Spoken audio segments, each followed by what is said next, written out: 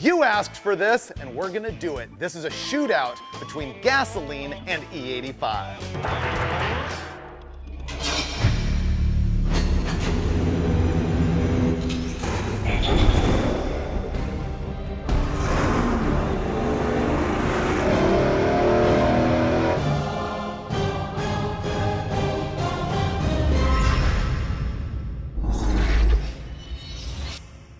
This is Engine Masters presented by AMSOIL, and finally we're doing the test that you've asked for. It's going to be gasoline versus E85. And I admit I resisted doing this for a long time. And here's the reason. If you're going to go to the pump, which is what an average guy is going to do, and buy gasoline or buy E85, you don't really know what you're getting. There are so many different blends of fuels depending on location, emissions, time of year, and an E85, theoretically, that's 85% ethanol and 15% gasoline, but legally it can be as low as 70% ethanol, and it can be more than E85.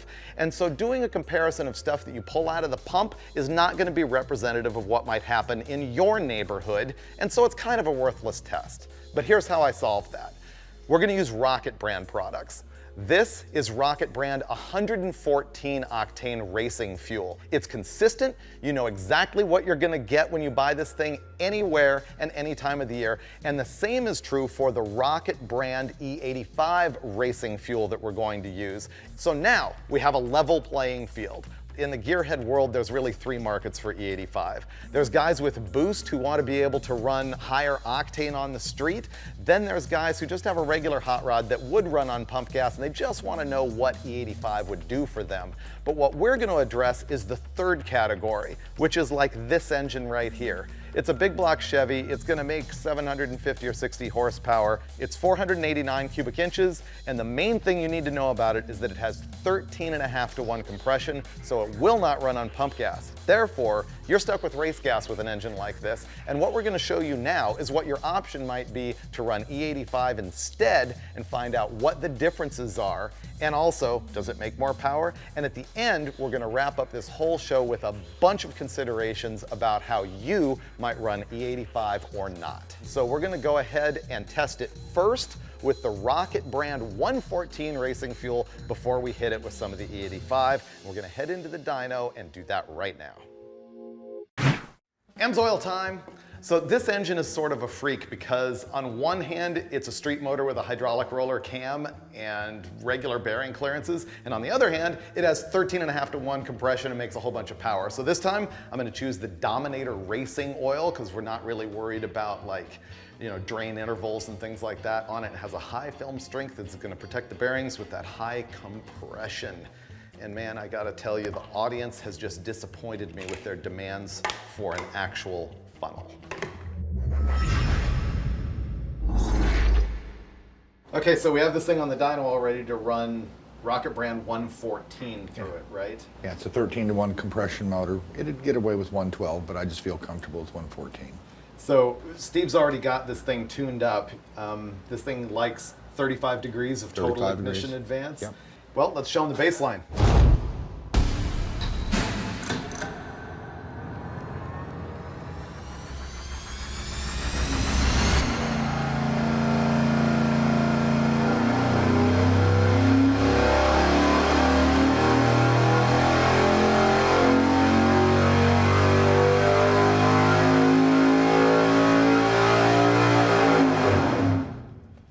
So our baseline shows 635.6 pound-feet of torque at 5,700 RPM, and we made 761.5 all the way up at 6,700 RPM. So there's only a 1,000 RPM spread there, but that's because the torque is real flat in here. You hear all the time, higher octane burns slower. And that is not the case. Octane's a rating to resistance to detonation. It does not affect the speed of the flame front. And I think it's the speed of the flame front that changes the optimum ignition timing. Yes. What about the old rule, more fuel, more timing? More fuel, power. more timing? Bump the cam, tip the mag. Yeah. How about lean is mean? Lean is mean, that's another one. Yeah, fat is where it's at. There's so many cliches, but really, Fat and happy. until you start testing it, you really don't know what the motor makes. It wants whatever makes the most horsepower. Well, I was just digging into sort of this minutia that we don't normally talk about on the tuning on the dyno, just because I'm really curious to see how it changes when we go to the E85. So there's our baseline on the power and the tune-up on gasoline, 761.5 horsepower. We're gonna find out what the E85 does, and I don't even know. You say it's gonna make more mid-range. Do you have any clue? It's going to make more horsepower.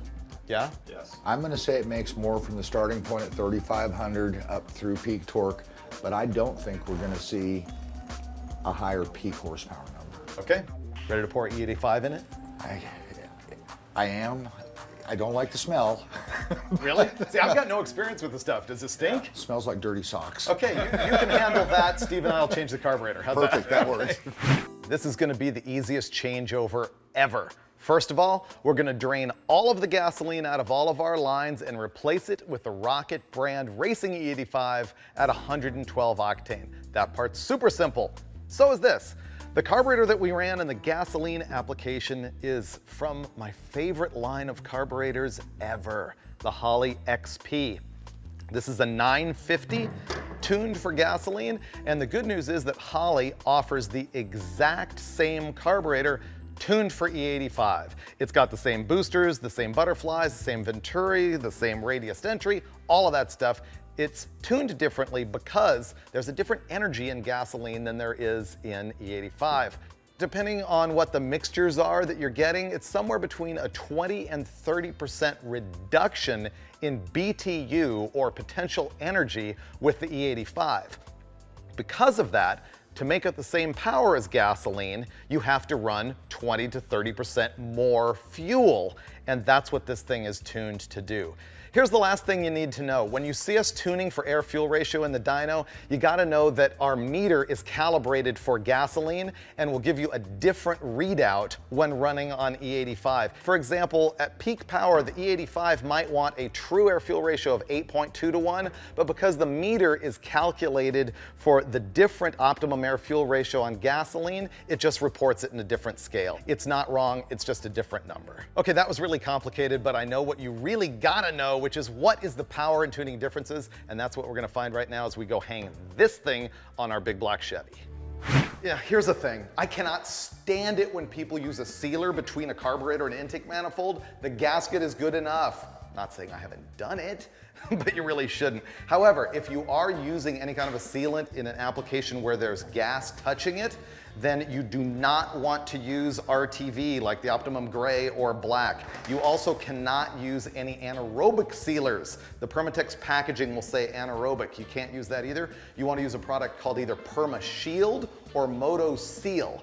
Those are solvent-based sealants and they can handle gasoline. But I'm hoping nothing ever has to touch E85. It's disgusting. We're about to switch to the Holley E85 tuned carburetor, but I want to show you a couple things. First of all, look how this is actually a Dominator flange for like a 4500 series Holley.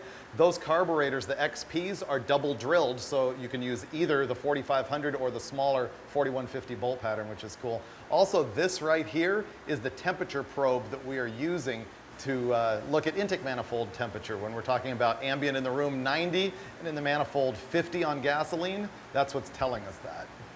Throw on that new piece of jewelry.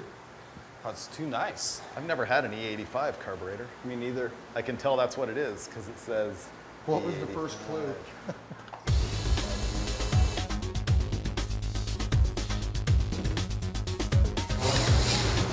E85 power like that.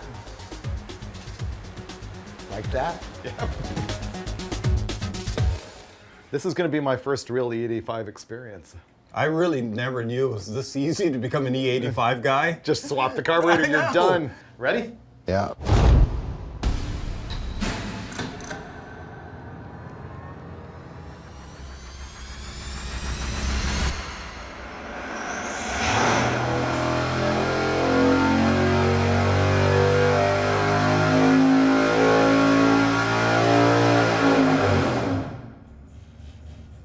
Okay, the black line is the E85 and red is gasoline, and it's up everywhere through the mid-range except for right up at the top. It's the same. Yeah, it's within a couple numbers up here, and this is what I've seen in the past, is it makes more torque, but not necessarily more peak. So I'd be inclined to go with the timing. Gonna go put a couple degrees in, you think? Yeah, I think it needs a little more timing with the E85, even though I have no experience whatsoever with it. I was gonna That would say. be my And I was theory. thinking, what would lead you to that Well, conclusion? I think it burns slower Because? because it's got a lot of alcohol in it. Could be wrong, but that's what I'd go with. That's what you're going with for Yeah, now. and then I think it'll make more power than the gasoline too. We can try timing, put a couple degrees in it. Sure, try it. Okay, we're gonna go stab in a couple degrees of total ignition advance. Okay, we're gonna see what we get with 2 more degrees of timing.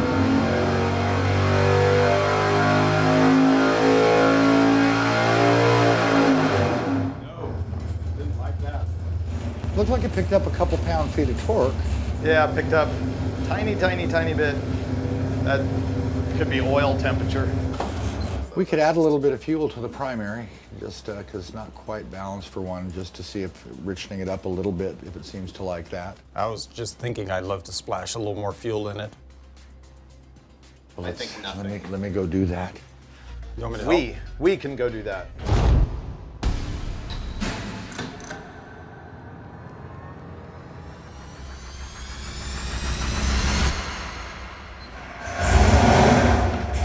Here we go.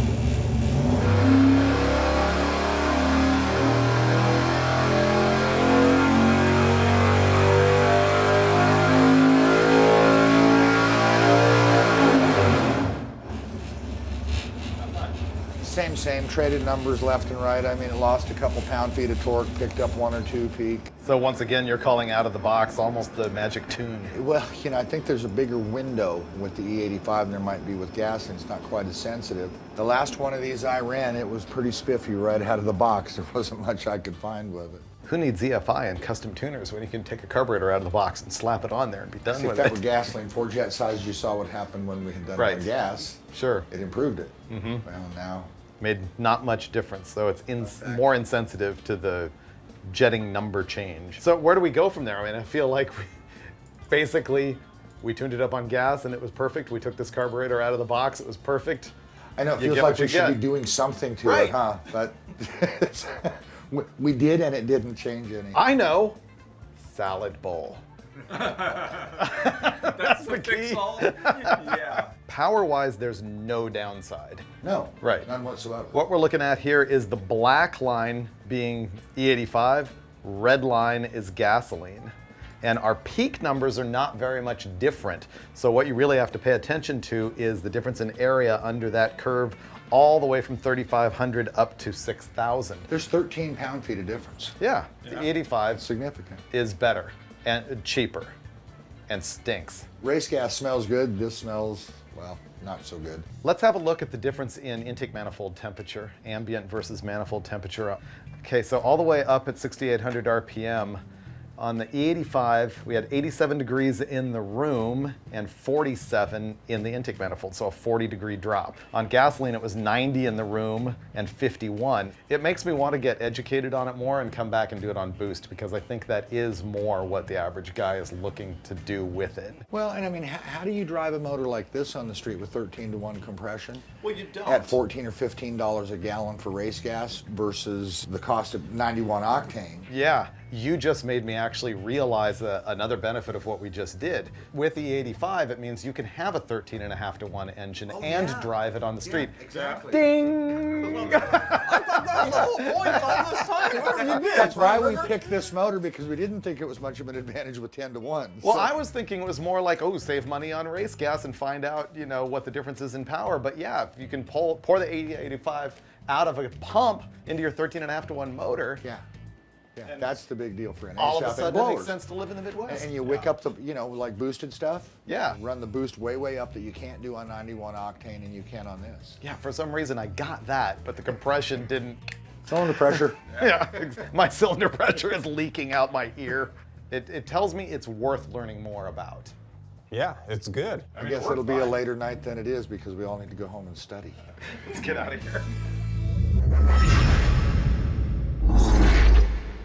It's time for the pros and cons of E85, but first I have to admit something. Okay, I'm all ears. What you've got?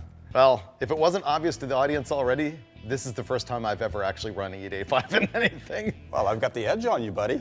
But the thing is, we went away from my test and it gave me a bunch of questions, so I was able to go do some research, and I made notes and I have a list. Let's go with pros and cons. All right. You can throw your personal twist into this. I think octane per dollar, the ratio, it makes it a great value. I didn't even think of octane per dollar, but you're Yeah. right, that's the perfect way to state that. So you can get basically high octane race gas on the street, so that's pretty good. It can be cheaper to buy than gasoline too. People think that adds up to being cheaper, but it gets worse miles per gallon, so I think it just adds out. I completely don't care about fuel economy. I know, Let's so move that's on. in the wind, who cares? Okay, here's the other thing is the tuning window is broader on E85 than it is on gas, meaning you can make the same power when you make mistakes on your air-fuel ratio. And I think what's good about that is that the various stuff that comes out of the pump, E70 to E90, whatever it is and everything, the reason all those guys get away with running boost on it is they just run them kind of fat and call it a day and it's all happy. And I think we saw that a little bit in our tuning. I'm out of pros. Do you have any more pros? Oh, it made more power. It did. Mostly. We can't forget about that. That's what we're all about here. So it made, what, 8 to 10 numbers all throughout the curve and then fell off and made the same horsepower. I think Brulet's got the right theory on that. Because you have to run more fuel with E85, the fuel droplets are taking up airspace. Right. And that would mostly happen at the higher RPM when it's pulling most fuel, right? And pulling the most air, and the extra fuel displaces some of that air. Exactly. Hence, less power. And that's probably why it rolls over up there. That's Yeah. just a random theory, but we could be correct. I sense that you've got the cons stacked up like dominoes, ready to just make your argument. Well, there's just one that I'm really worried about all the time. What's that? Corrosion. Oh, that is at the top of my list right after stinks. Ooh. Stuff is gnarly. I didn't think it smelled that bad. So one of the things that it eats really, really bad is, like magic, rubber hose, which is why we've got that sponsor Earls who does the Vapor Guard, and that is the whole point of this stuff, is that it is easy to use rubber hose that won't eat itself alive like most conventional rubber hoses will if you subject it to ethanol. Also, did you know that it is corrosive to aluminum? Oh yeah, I've tested CCs and aluminum heads with alcohol and not dried it off. Oh, and yeah. then the next day it's all white powdery corrosion fluffing out. Yeah. So the other thing is it's hydroscopic, and so it absorbs water and then that water separates, and so that leads to corrosion in and of itself. And think of this, if you've got a fuel system that's on the edge with gasoline, good point. like it's got a 5/16 line Yeah. on it, you just screwed the pooch for E85, you're gonna need to upgrade. You can need bigger fuel pump, bigger lines, all of that stuff. So that's just something to think about. Oh, here's another one. Did you know that the pump version is actually 105 octane? Yeah, I mean, you don't know what you're getting though, depending on the alcohol content. It may be higher, maybe lower. Maybe they You're just right. picked a random number and said, we'll call it 105. Here's the other thing about it, is even though it's rated at 112 octane, its numbers for the research and motor method for the octane rating are offset from gasoline in a way that means it's actually susceptible to pre-ignition. I'll just take your word for it on No, that. I mean, this is research that I did. I read last night some Marlon Davis stories and some SAE papers and stuff. You need to run a couple ranges cooler on your spark plugs if you're gonna run E85, and make sure you don't have any like carbon or hot spots in your chamber. I didn't know this one at all until I read it last night. You can't run paper fuel filter with the E85. Oh, it'll eat it up? It'll disintegrate. You gotta have a stainless steel fuel filter. Wow. So there's even more That's a good expense one. stacked up. And here's the last one that's sort of on that same note. If you have an electric fuel pump, whether it's submerged or whether it's a horizontal kind, the fuel flows around the pump and the motor mechanism and lubricates it. Well, Yeah. E85 doesn't have the lubricity of gasoline, and so you can foobar your electric fuel pump even sooner than you normally would, aside from the fact that you're already working it harder because it's delivering more fuel. So what's the fix? Do you have some additive or something like that you can put in your E85? Don't use the E85? I kind of like the E85. What? Yeah. I didn't expect that outcome. I have to admit, I think it's really cool that you can buy high octane gasoline at the pump for cheap. I think it's really cool that it makes power. But all of those downsides, for me personally, add up to no. I like the fact that it's better than avgas at a lower price as far as octane. So you would use that's it a in win. your car? Yeah, that's a win. You would use it in your car? Oh yeah. No, come on. You may not know this, but in science lab in high school, Yeah. my project was converting an engine to run on denatured alcohol, which is ethanol. Steve Dulcich invented E85. A pioneer, see? There'll be that and other fun facts to know and tell on future episodes of Engine Masters presented by AMSOIL. I even got an A on that project. You failed this one.